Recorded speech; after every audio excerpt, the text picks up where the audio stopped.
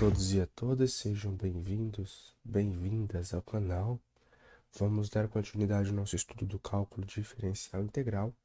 E nesse vídeo a gente vai ver os teoremas. O primeiro teorema do valor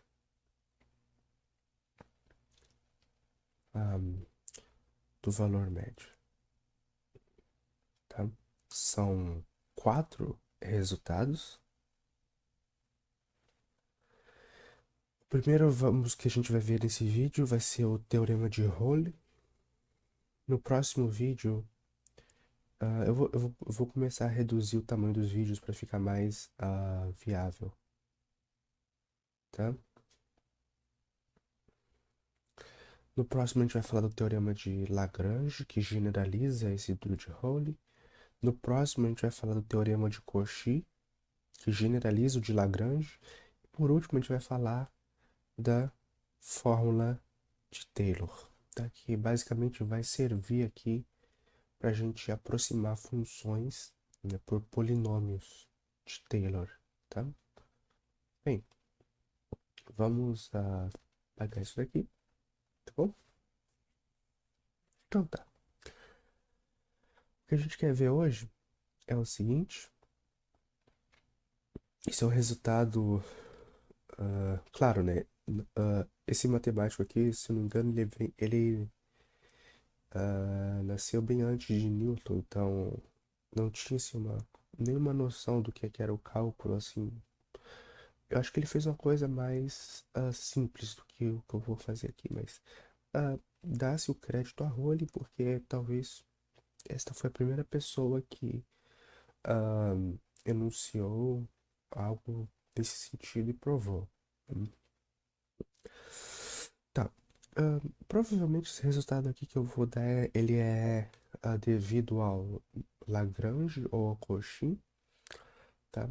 Então a gente vai, vamos lá, né? Nossos teoremas vão ser sempre em intervalos fechados. Então, sejam,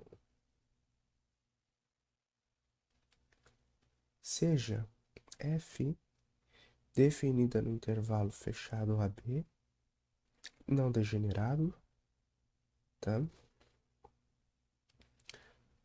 Uma função contínua, isto é, ela vai ser contínua em cada ponto desse intervalo fechado AB, e derivável em AB. Isto é, para cada ponto do intervalo aberto, a derivada da função existe, está bem definida como um número real.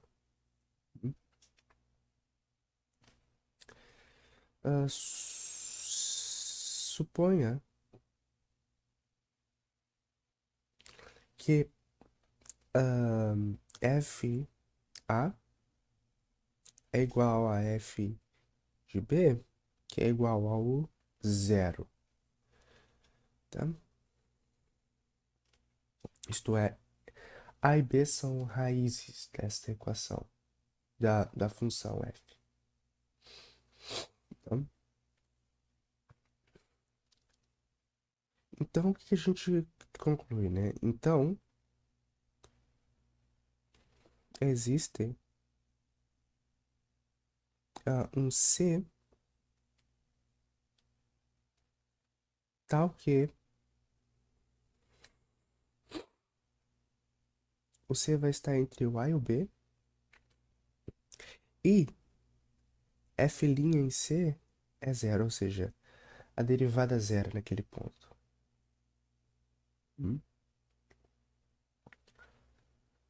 A gente vai demonstrar isso. Tá. Bem, por que a gente pede que seja contínua no intervalo fechado? Porque a gente quer usar aquele teorema que a gente provou do valor extremo do Weierstrass, se vocês se lembram em alguns vídeos atrás. Né? E a gente sabe se ela está definida no intervalo fechado, e ela é contínua, então ela vai ter um máximo e mínimo. Tá? A gente já vai ver o porquê disso daqui, das outras condições, tá?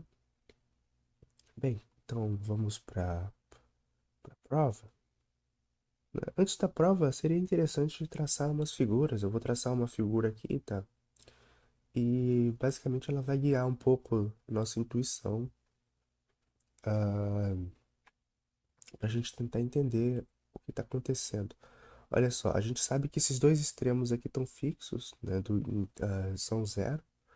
E o gráfico da função, ele faz algumas coisas assim, sei lá. Mas a função ela é sempre derivável, tá? O que eu tô tá sendo dito é assim, ó. Ah, a função tem que ah, ter derivada igual a zero em algum ponto. Isso significa que por algum ponto aqui, a tangente por esta curva aqui, que é o gráfico da f, né, deve ser paralela. Por exemplo, a reta tangente a algum ponto aqui tem que ser paralela ao eixo do x. Tá? Isso, isso é uma coisa assim muito. Pode parecer bizarra, mas é muito legal. Eu pelo menos acho. É muito, uma coisa muito bonita. Né? E com ela a gente vai conseguir fazer um monte de coisa. Vocês vão ver nos próximos vídeos. Principalmente quando a gente chegar na parte de polinômios de Taylor. Bem, a primeira prova que a gente vai começar, né, a gente começa a prova desse jeito. Tem duas possibilidades, tá? A primeira das possibilidades é a seguinte, tá? A primeira possibilidade é que a f é constante, igual a zero, né? Podemos ter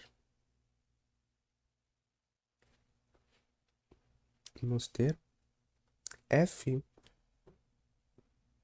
de A igual a f de B igual a f de x, tá? Para cada x que você vai pegar no intervalo fechado AB. Bem, pessoal, aí o que isso quer dizer?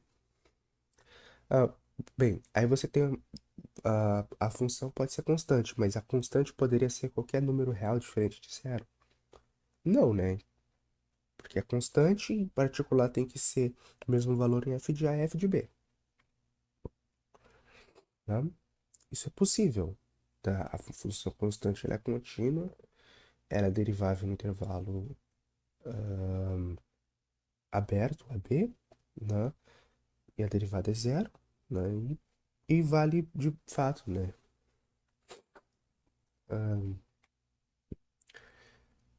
Segue que a f é a função identicamente nula em AB, que é contínua, ela é contínua, de fato, é uma função constante e é derivável em AB, né? E sua derivada, tá? Derivada é sempre zero, né? Então, a zero. Então, o teorema ele é verdadeiro quando a função ela é constante, né?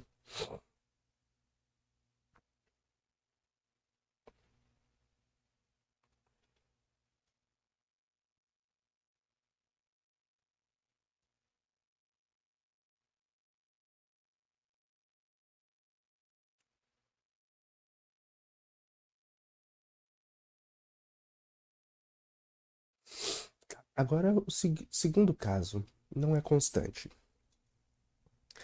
Isto é, o segundo caso, né, a f não é constante. Ou seja, existe um x entre A e B, tal que esse f de x não vai ser o zero. Só isso já basta para a função não ser constante, somente um. Tá? Mas ela é contínua, então ela vai ter que ter algumas propriedades legais. Tá? Bem, uma vez que a f é uma função contínua,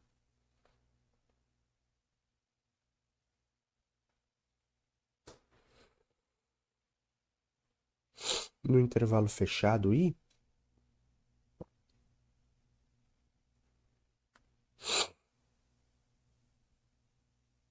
tá? No intervalo I que eu quero dizer é o AB, tá? Só para não confundir ninguém. Temos, pelo teorema do valor extremo,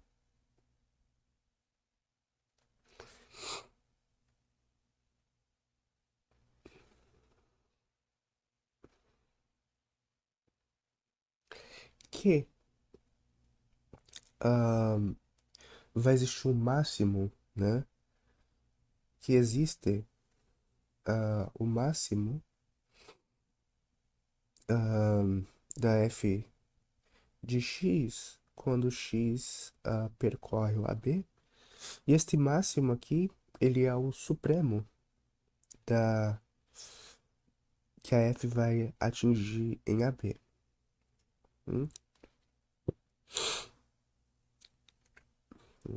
E, bem, esse supremo, ele é um certo...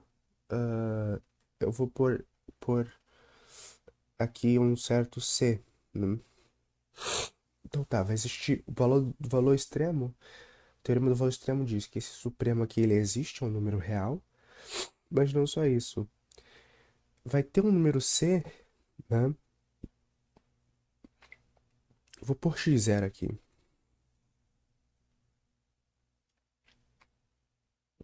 Tá? Então a f em certo x0 vai ser o supremo. Né? Neste caso aqui do desenho que eu fiz, foi meio proposital, esse daqui é o nosso x0, tá? Então tá. Quem não viu esse teorema ainda, é o teorema do máximo, do mínimo. Né? Aqui poderia ser o máximo, o mínimo, tanto faz, tá? A gente vai pegar o máximo. A gente vai chamar isso daqui de... Tá, peraí. Bem, como x0 é ponto de máximo,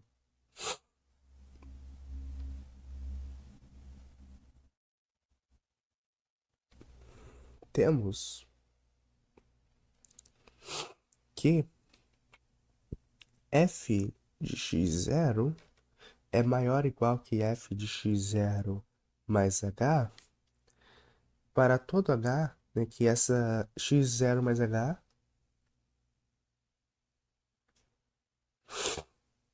tal que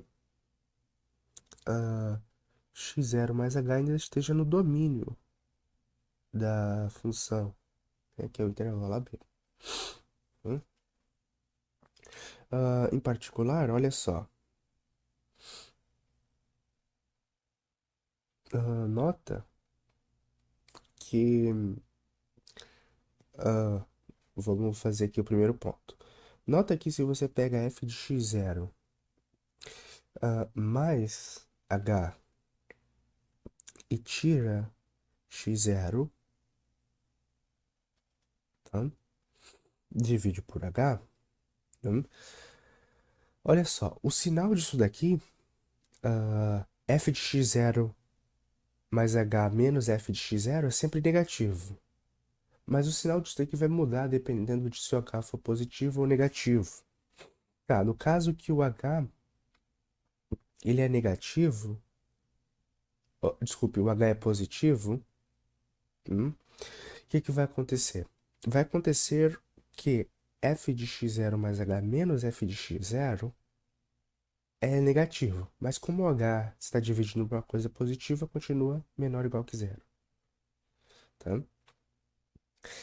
Analogamente, olha só, se você pega f x0 mais o h menos f de x0 dividido pelo h, vai ser maior ou igual que zero, né? Caso o h seja negativo. Aqui em cima e embaixo tem o mesmo sinal, né? Então, tá tudo valendo, né? É de fato não negativo, tá? Ah, só uma correção rápida, eu falei negativo aqui, na verdade, é não positivo, tá? E o H é positivo. Eu só fiz uma confusão. Bem, né? Aí o que acontece? Depois eu vou falar por que a gente pega essa condição aqui de ser derivável no intervalo aberto, não ser derivável no extremo, né? Porque nesse caso só iria fazer sentido, por exemplo, se a gente ampliar um pouco aqui, ó, para a função ser derivável aqui nesse ponto, aquele limite, um limite desse tipo aqui assim, ó, só que com um A aqui, deveria ter que existir, mas não haveria, por exemplo, esse tipo de aproximação com o H menor que zero, porque A menos o. Porque A mais H não vai estar no domínio, né? Então a gente pede o aberto mesmo por essa condição, tá? Bem, a gente sabe, né? Sabemos que a derivada, a função derivada, tá? Existe, né? Está bem definida.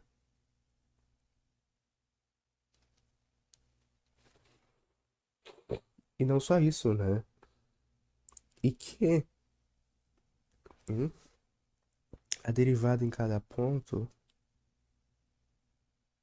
bem definida e que f' de x é justamente o limite quando h tende para zero da f de x mais o h menos f de x dividido por h.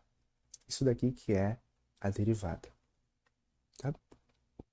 Mas para esse limite existir também, isso significa que esse limite pela esquerda e desculpa, pela esquerda e pela direita tem que ser iguais àquilo ali. E isso daqui é a mesma coisa. Eu só vou escrever isso daqui de modo a deixar bem claro tudo que está sendo dito, tá? Então aqui a gente vai ter. Deixa eu só apagar isso daqui.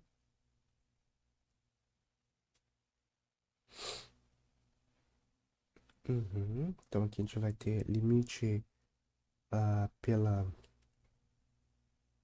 direita. E aqui a gente vai ter o limite pela esquerda. Todos eles têm que ser iguais. Tá bom? Então, olha só. Isso daqui acontece, né, para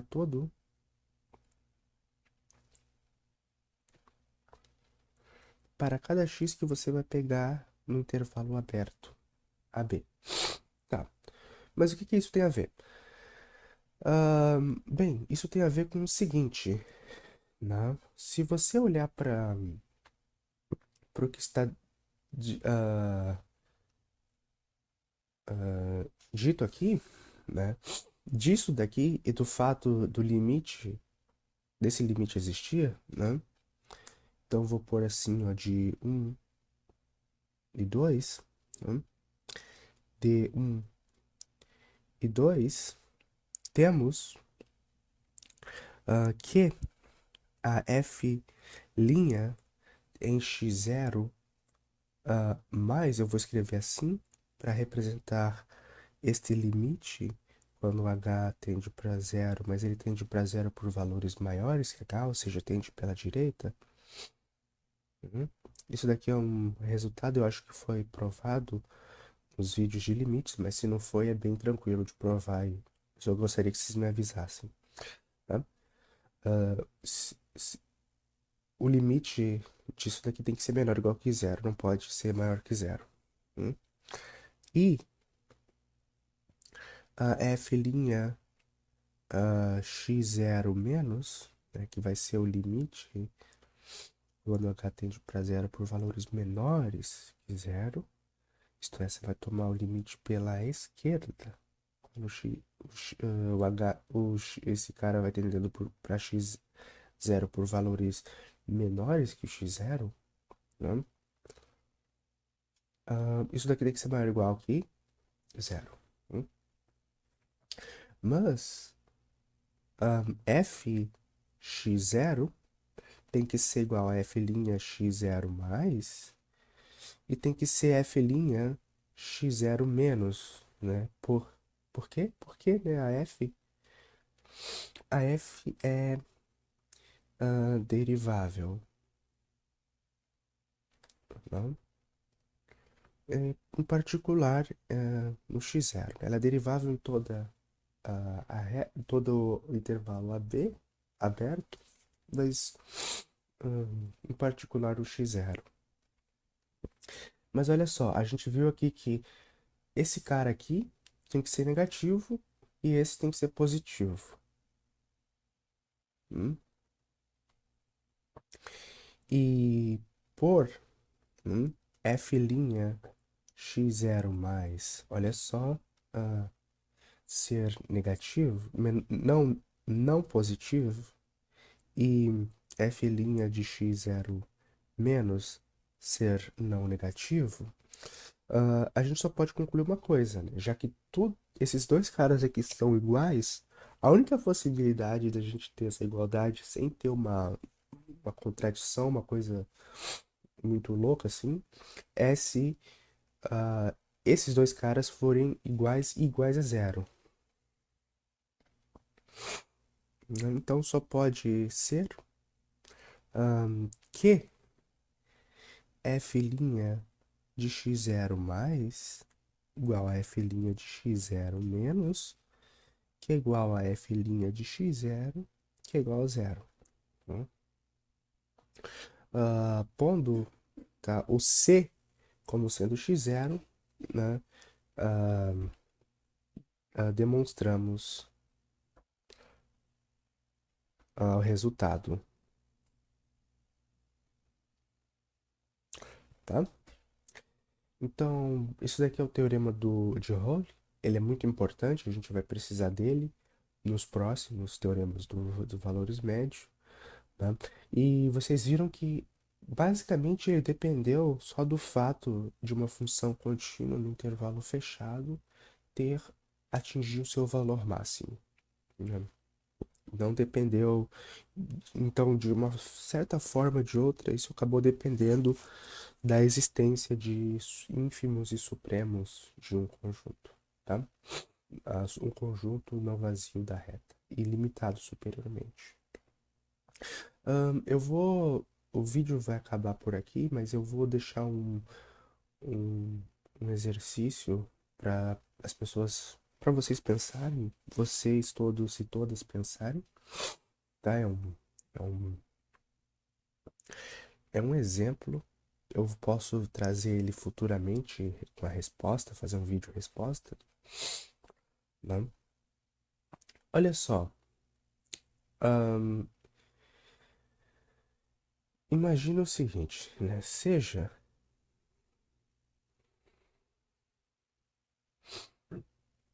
f de x, a gente vai definir ela por partes da seguinte maneira. A f de x, ela vai ser 1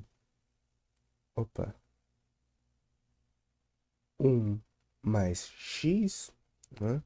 Caso x ele seja menor ou igual que zero, né? E vai ser 1 menos x, caso x seja maior que zero. O gráfico dessa função, se vocês traçarem, ele é o seguinte, ó. Aqui, peraí, vamos só falar uma coisa, né? pensar que a f ela vai estar definida de -1 até 1, tá? Em R. Tá? Então, a nossa função só vai estar definida de -1 até 1. Né?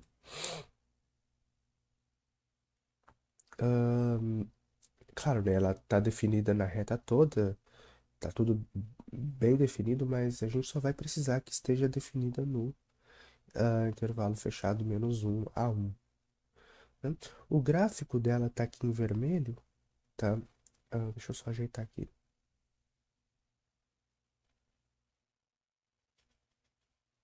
Pera aí, deixa eu ajeitar. Ficou meio ruim o desenho. Tá, eu tentei fazer o melhor, tá? Mas não sei se ficou tão bom. Bem, é assim mais ou menos que fica o gráfico da, dessa função. E olha só, essa função, ela se anula em -1, como diz o teorema. Hum? Nota que, tá? F de -1 é igual a F de 1 é igual a 0, né? Mas não existe C em -1 a 1 tal que F' de C 0, ou seja, a conclusão do teorema para esta função não é verdadeira. Gostaria que vocês pensassem, né? Pensem por que